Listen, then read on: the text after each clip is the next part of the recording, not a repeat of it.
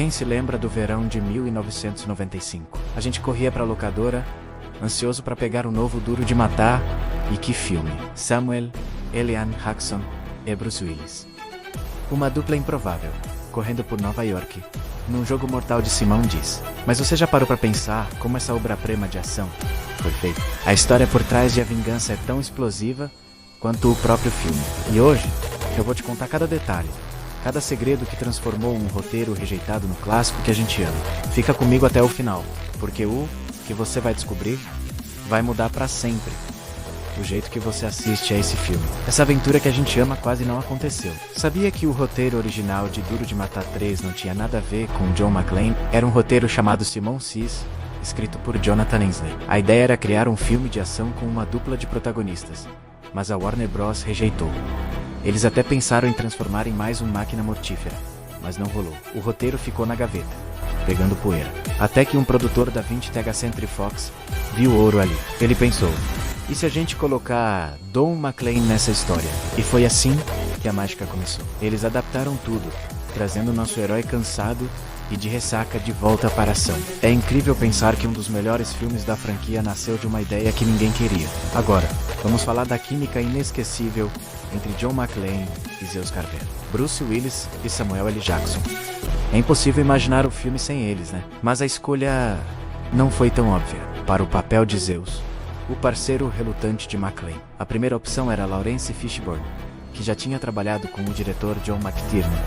Mas Fishburne recusou. E que sorte a nossa, porque foi aí que Samuel L. Jackson entrou em cena. Ele já estava brilhando em Pulp Fiction, e a sua energia, seu jeito sarcástico e sua presença de tela eram exatamente o que o filme precisava. A dinâmica entre o policial azarado e o eletricista inteligente do Harlem, que só queria cuidar da sua vida, é o coração do filme. Eles não se suportam no começo, trocam farpas o tempo todo, mas acabam criando um laço de respeito. É essa tensão e essa camaradagem que elevam a vingança a outro nível. Eles não são só parceiros de ação, eles são o alívio cômico, o drama, a alma da história.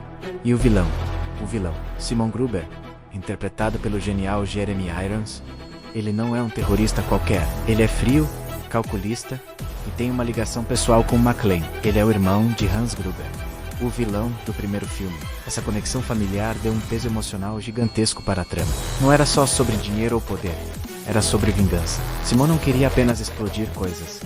Ele queria humilhar John McClane publicamente, brincar com a mente dele com aqueles enigmas sádicos. Jeremy Irons trouxe uma elegância, uma sofisticação cruel para o personagem. Cada telefonema, cada ameaça sussurrada era de arrepiar. Ele criou um dos vilões mais memoráveis do cinema de ação, um adversário à altura do nosso herói. A performance dele é tão icônica que a gente quase torce um pouquinho por ele, só para ver qual vai ser o próximo passo do seu plano genial. Filmar em Nova York é um desafio.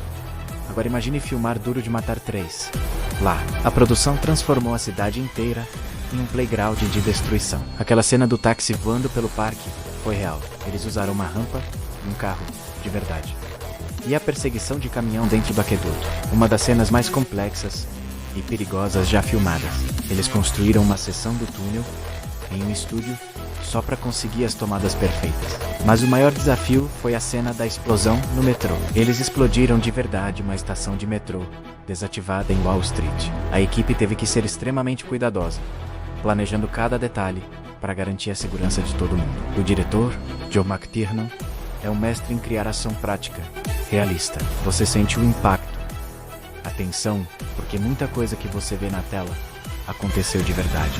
Não era só a computação gráfica, era suor, coragem e muita dinamite. Antes de continuar com mais curiosidades incríveis, eu preciso te pedir uma coisa. Se você tá gostando de mergulhar nos bastidores desse clássico, se você é fã de cinema de verdade, deixa o seu like aqui embaixo. E o mais importante, se inscreve no canal e ativa o sininho. Assim você não perde nenhum vídeo novo e me ajuda a continuar trazendo essas histórias que a gente tanto ama. É rapidinho e faz toda a diferença pra mim. Conto com você. Beleza, bora voltar pra ação. Agora, uma das coisas mais fascinantes sobre Duro de Matar.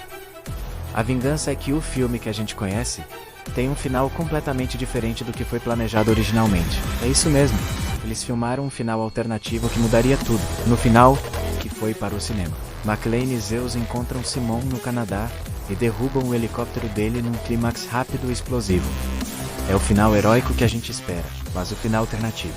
Esse é sombrio. Nele, Simon consegue escapar com o ouro.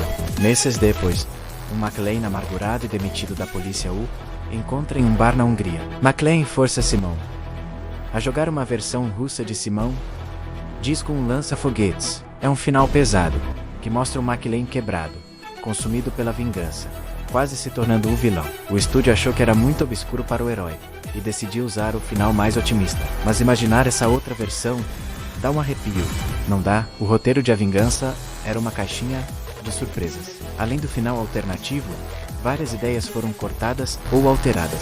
Por exemplo, a motivação de Simon Gruber seria ainda mais complexa. Ele não estaria apenas buscando vingança pela morte do irmão, mas também estaria ligado a um grupo terrorista da Irlanda. Essa parte foi removida para não deixar a história muito complicada e focar na vingança pessoal. Outra curiosidade é sobre a famosa placa que McLean usa no Harlem, que diz: "Eu odeio todo mundo". Na versão original, a frase era muito mais ofensiva e politicamente incorreta.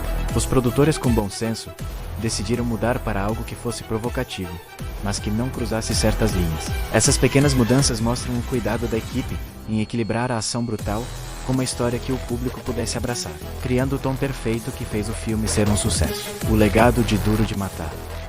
A Vingança é inegável. Ele não só salvou a franquia, que estava meio perdida depois do segundo filme, como redefiniu o conceito de filme de dupla. A química entre Bruce Willis e Samuel L. Jackson virou referência. O filme mostrou que um filme de ação podia ser inteligente, com um roteiro cheio de reviravoltas, enigmas e um vilão brilhante. Ele influenciou inúmeros filmes que vieram depois, que tentaram replicar sua fórmula de ação urbana, ritmo alucinante e diálogos afiados. Até hoje, quase 30 anos depois, as pessoas ainda citam as frases do filme, ainda se lembram da tensão dos enigmas de Simon. A Vingança não é só um filme de ação, é um marco cultural, um testamento de uma era de ouro do cinema, onde a criatividade e a coragem de explodir coisas de verdade criavam uma magia que a gente nunca vai esquecer. Então, da próxima vez que você ouvir Yippee-ki-yay ou ver aquele táxi amarelo voando, vai se lembrar que por trás de toda aquela ação existe uma história de segundas chances, um roteiro rejeitado que virou um clássico, uma dupla improvável que se tornou icônica e um final alternativo que nos faz pensar: e se? Duro de Matar. A Vingança é a prova de que às vezes as melhores coisas nascem dos planos que deram errado. É uma lição sobre perseverança, criatividade e, claro, sobre como desarmar uma bomba com um bom papo. E aí, curtiu essa viagem nostálgica? Conhecia todos esses segredos? Comenta aqui embaixo qual a sua cena favorita de Duro de Matar 3 e qual outro clássico da ação você quer ver os bastidores aqui no canal. A sua opinião é o combustível pra gente continuar. Se você chegou até aqui, é porque você é um verdadeiro fã de cinema. Então eu tenho um desafio pra você. Compartilhe esse vídeo com aquele amigo que também ama um bom filme de ação dos anos 90. Vamos espalhar essa nostalgia. Muito obrigado por sua companhia nessa jornada. Não se esqueça de se inscrever para não perder nada. A gente se vê no próximo vídeo. Até lá!